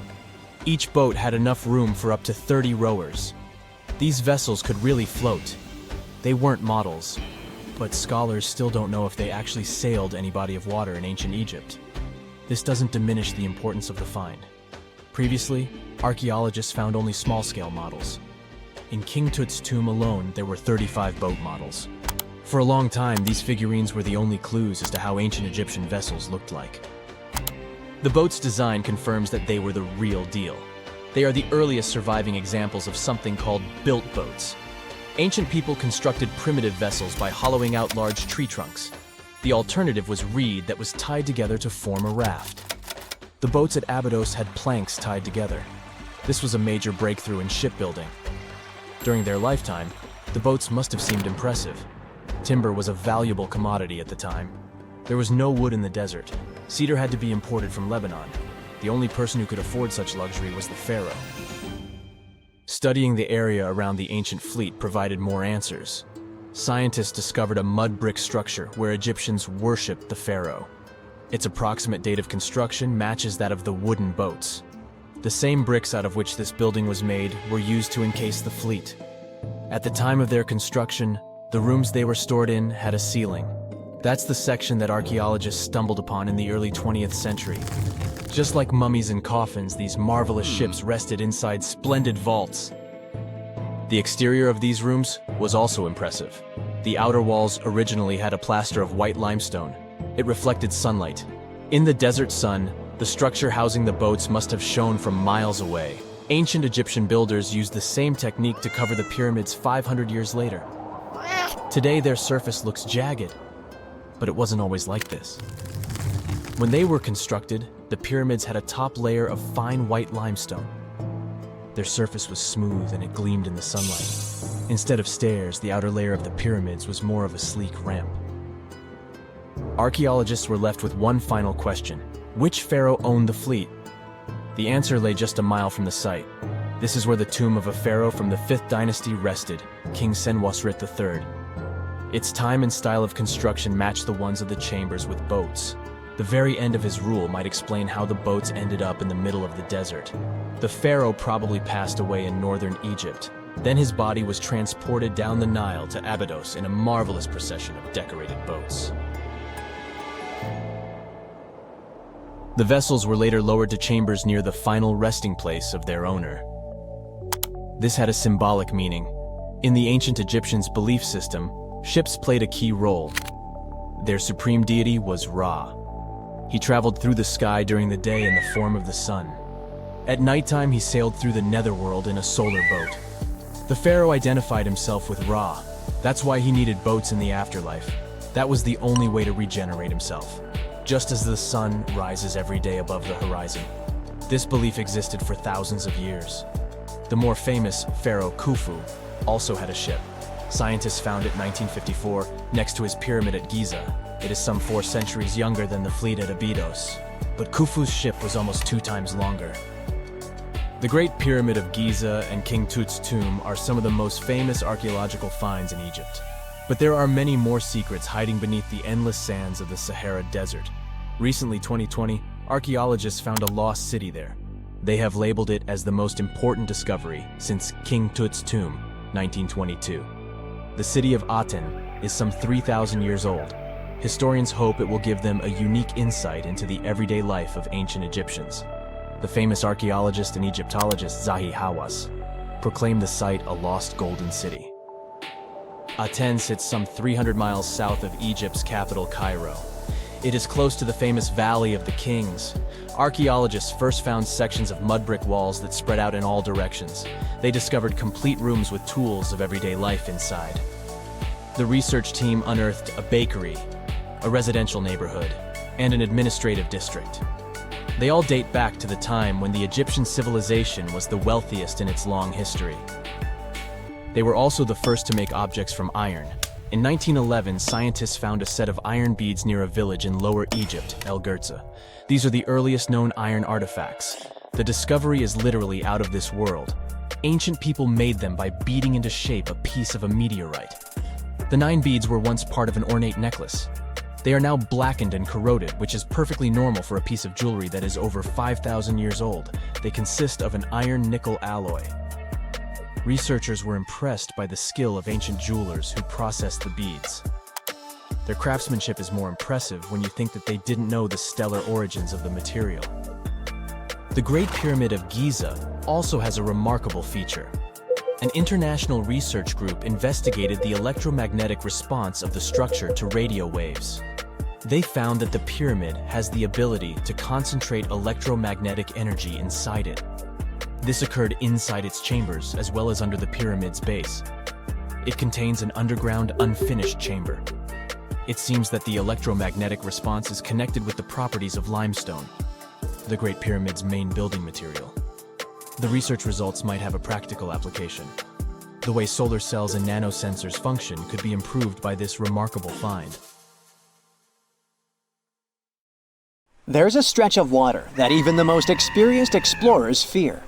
No matter what season you choose to cross it in, you risk meeting face-to-face with waves that can reach as tall as the Hollywood sign. I'm talking about the Drake Passage, the waterway connecting the Pacific Ocean to the Atlantic Ocean, stretching from Cape Horn at South America's southernmost tip to Antarctica's South Shetland Islands. It's about as wide as the distance from London to Berlin and takes up to 48 hours to cross. Some sailors compare getting on the other side to going to the moon. That's how challenging it is. Even the man who discovered it, Sir Francis Drake, never sailed these waters because they seemed too dangerous to him and opted for a calmer, although longer, Strait of Magellan. The passage took the lives of around 20,000 sailors and over 800 ships. Tourists who want to see Antarctica cross the Drake Passage on a regular basis, although it's still often called the world's most terrifying ocean crossing. The Antarctic Peninsula, where travelers go, isn't really part of Antarctica itself. It sticks out and points towards South America like two fingers almost touching it. The water gets squeezed between these two land masses, making strong ocean currents. The passage is part of the Antarctic Circumpolar Current, the largest ocean current on Earth. The water rushes through the passage at a speed between 95 and 150 million cubic meters per second, which makes it rougher. And then there are winds that usually blow from west to east and are very strong between 40 and 60 degrees latitude. That's why those areas are called the Roaring 40s, Furious 50s, and Screaming 60s. Land slows down winds, which is why storms hitting Ireland and the UK get weaker as they move east.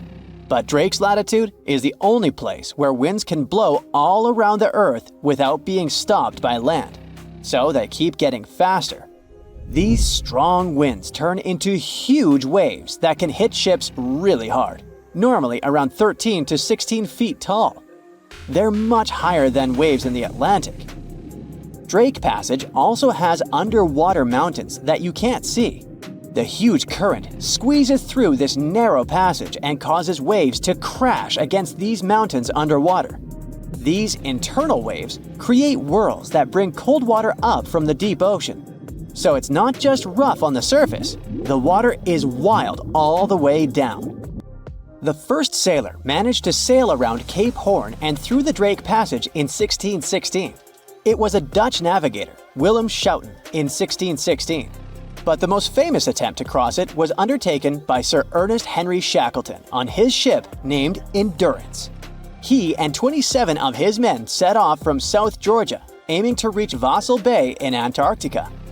But things didn't go as planned. On January 19, 1915, their ship got stuck in the ice. And by October, it began to sink. They camped on floating ice for 2 months before sailing lifeboats to a remote, icy place called Elephant Island. Shackleton and 5 men made a risky journey to South Georgia to get help. It took them 15 days to cross Drake Passage with hurricane winds. Finally, they arrived safely and organized a rescue for the rest of their crew. Scientists found the shipwreck of Endurance only in 2022, 10,000 feet below the water. In December of 2019, 6 fearless athletes decided to cross the Drake Passage by rowing a boat for the first time in history. It took them 12 days of non-stop rowing with a 90-minute rotation of rowers. They managed to do it, and it was probably the hardest possible way to cross the passage. The athletes mentioned it was cold, wet, and dirty, and the waves hit them like walls. The weather in the Drake Passage changes a lot, but ship captains can always see it coming and change their path. They will move the departure time to have a safety margin and not to get stuck in the middle of the passage in the worst possible conditions. Sometimes, the journey will be smooth and calm, and they call it Drake Lake. Other times, people on the ship will feel rough waves, which is called Drake Shake. Some experienced captains who often cross the passage say that the Drake Lake effect happens once in every 10 crossings, and they see the Drake Shake once or twice in every 10 journeys. A schooner or a kayak will probably not survive the journey among giant waves, but modest vessels and cruise ships have sturdy hulls and advanced stabilizing mechanisms. So, the journey isn't that dangerous anymore, but still, it's quite an adventure, especially if you're seasick. If you don't feel like risking it but want to travel from the Pacific Ocean to the Atlantic Ocean by water the fast way, the Panama Canal is waiting for you. People first started thinking about making a water path across Panama in the 16th century. Back then, a Spanish explorer found out that only a thin piece of land separated the two oceans. But it seemed impossible to build it because of the mountains and thick jungle, so the idea had to wait a couple of centuries. Finally, in 1880, France, led by the man who built the Suez Canal in Egypt, tried to make the canal.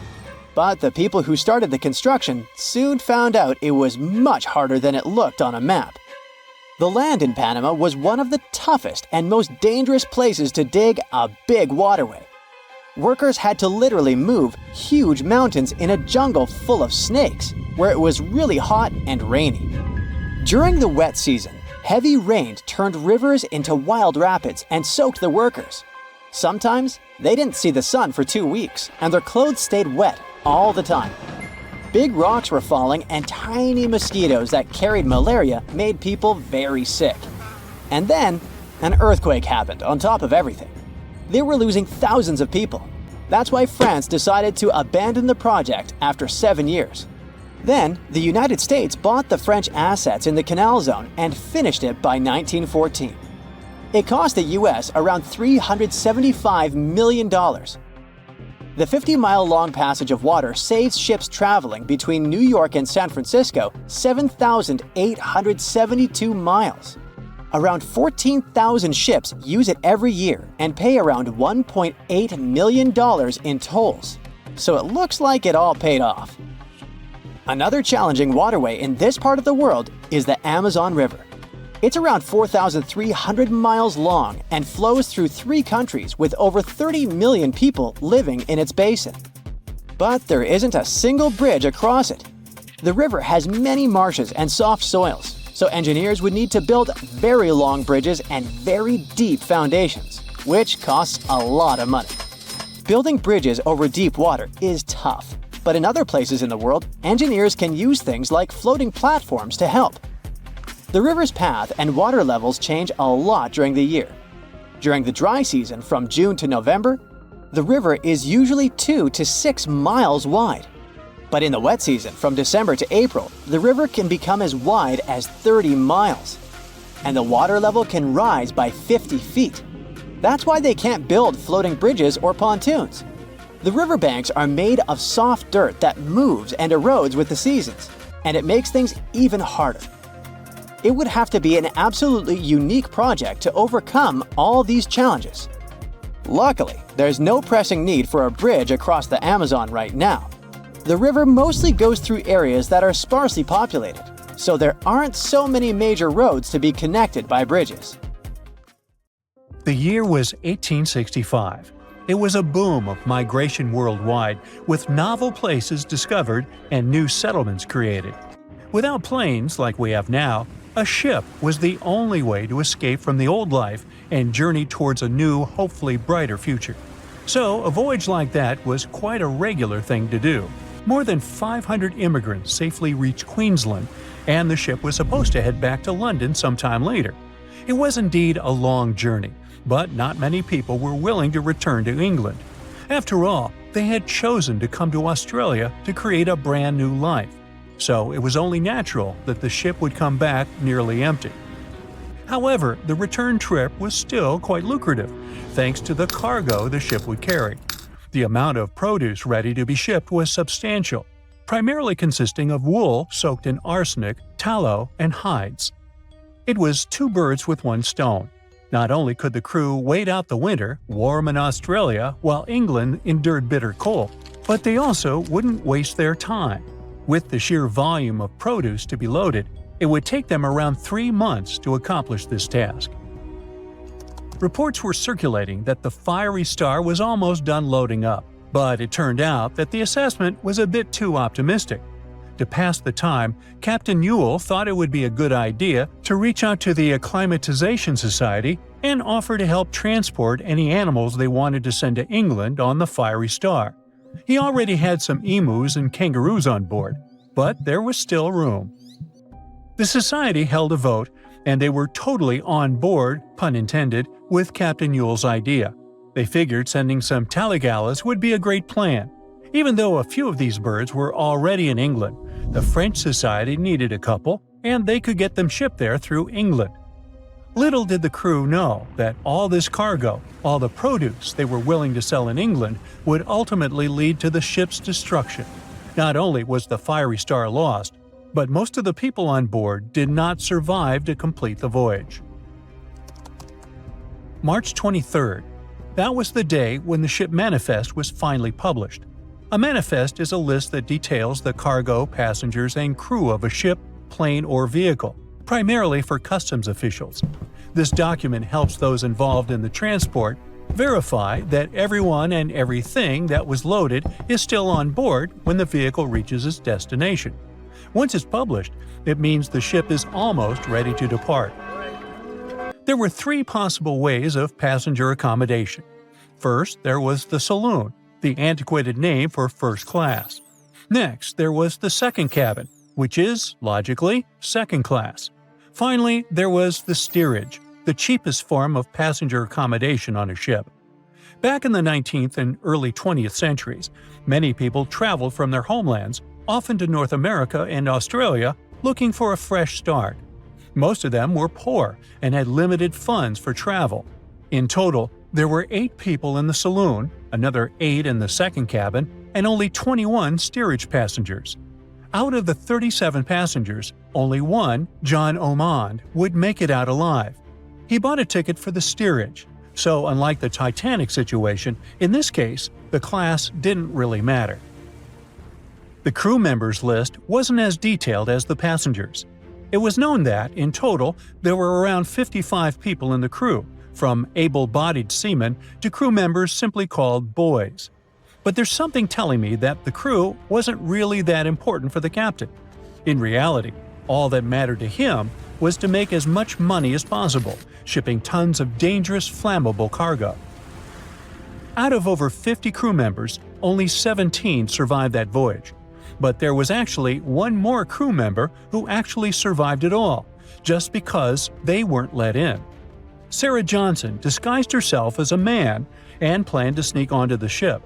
However, something about her looks made the captain get suspicious, so he called the police and made Sarah leave the ship as he didn't want any immoral behavior to take place. Well, he saved her life. For him, it was the last voyage. The captain, W. Hunter Ewell, was quite a celebrity apparently. He already had a record of the safe landing of immigrants in the previous year, so there seemingly was no reason to worry. The trip promised to be safe. Clipper Fiery Star left Moreton Bay bound for London. The passengers took their places. The cargo had already been loaded. The full list is astonishing.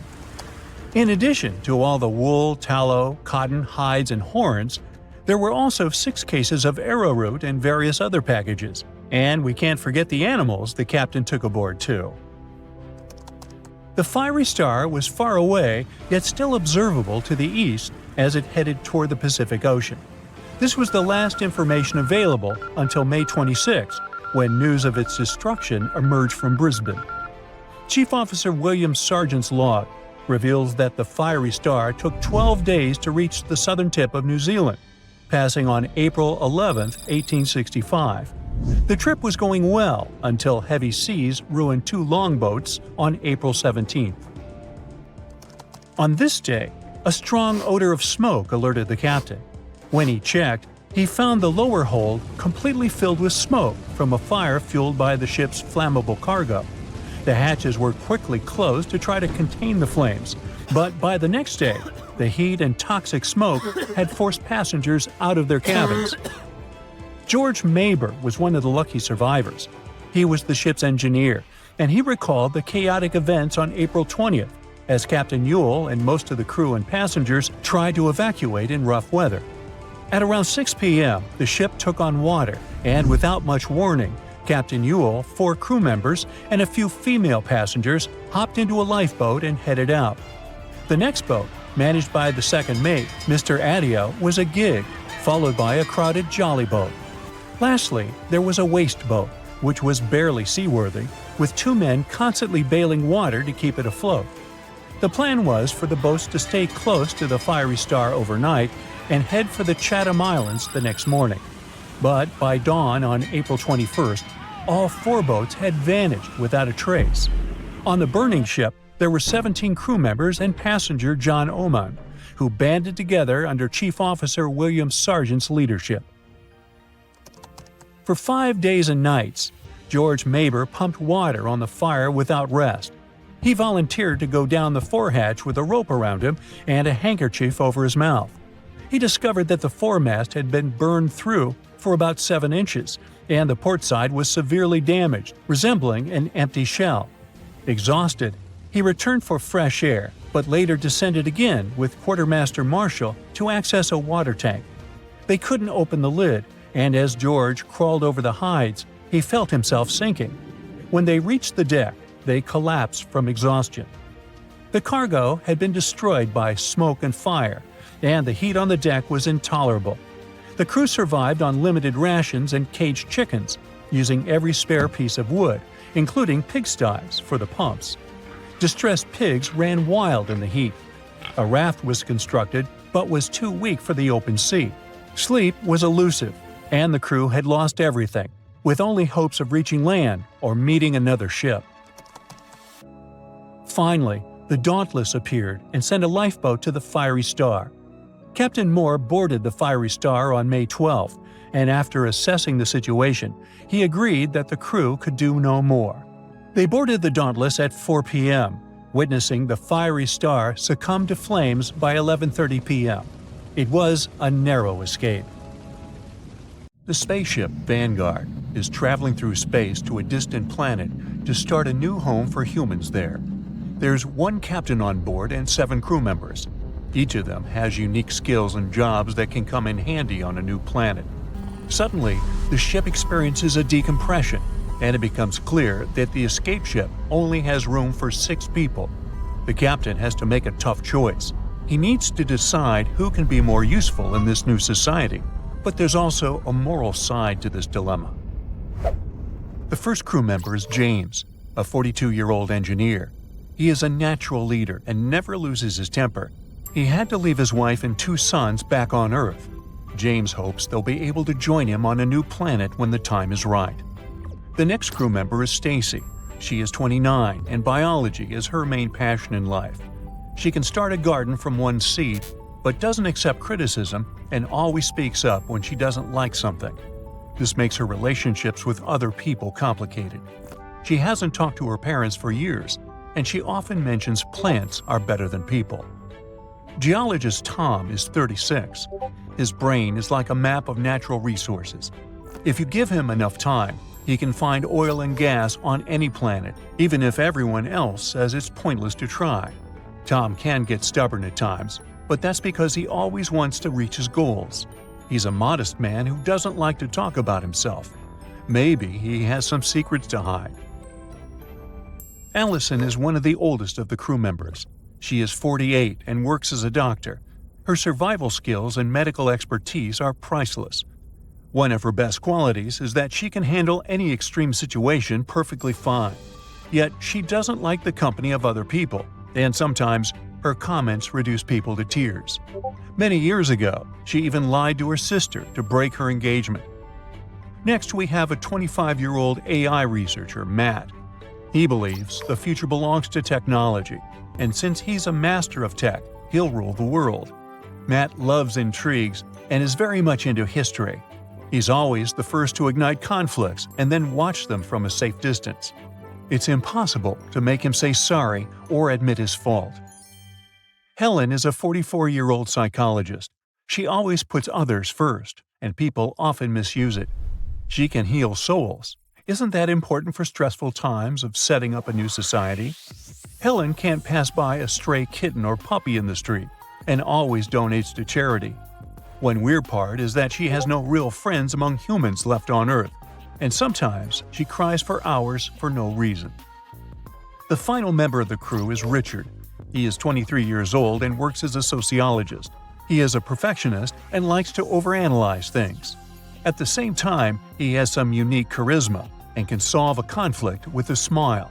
He makes the best jokes and keeps the crew entertained on this long interstellar journey. There's just 1 hour left before complete decompression. The captain needs to decide whom to leave on the doomed spaceship and whom to take to the escape vessel. He decides to ask the crew which of them deserves to be left behind. James immediately calls Stacy's name. He says, "There's nothing a smart human can't master. As an engineer, I'm sure I can find a way to grow some plants with the right technology. Stacy thinks plants are better than people, so let her stay alone with the plants." Stacy hesitates, but finally says, "Richard is a nice guy, can always make a good joke, but is it really the most necessary skill on an uninhabited planet in space?"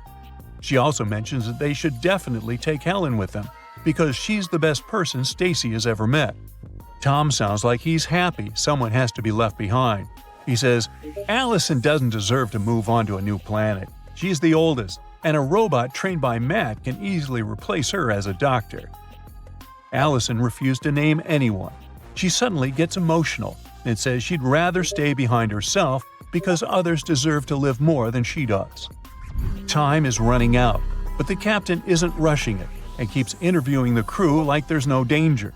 It looks suspicious because he should feel bad about leaving anyone behind, but it seems he's enjoying the process and his control over it. When the captain asks Matt whom they need to leave behind, Matt suddenly asks the captain about his experience. "Where did you study? What does it take to become a spaceship captain?" Everyone on board knows that Matt loves a good intrigue, so they just ignore it. The captain suddenly gets nervous and says they need to wrap things up. Matt starts typing something on his onboard computer. The captain asks Helen for her opinion, and she calls Stacy's name. Stacy looks completely shocked and says, "I thought Helen and I were best friends." Richard is the last one to speak. He volunteers to stay on the spaceship. "My contribution to starting a new life in space would be the smallest out of all the crew members. Please, tell my family I love them a lot." It's a heartbreaking moment for the crew. Everyone approaches Richard to say their goodbyes and thank him. The only one not joining them is Matt. The captain rushes them and says that the choice is obvious. They can go without a sociologist. Plus, he volunteered anyway. Suddenly, Matt jumps up from his computer and asks everyone to move away from the captain. Imposter! He's an imposter! Matt had enough time to check everything the captain told him, and it was all lies. Then he found the photo of the captain who was supposed to go on that mission, and it was not the one standing in front of them. Now it seems like the choice is obvious. The crew knows nothing about the fake captain and why he decided to lie to them and put their lives at risk.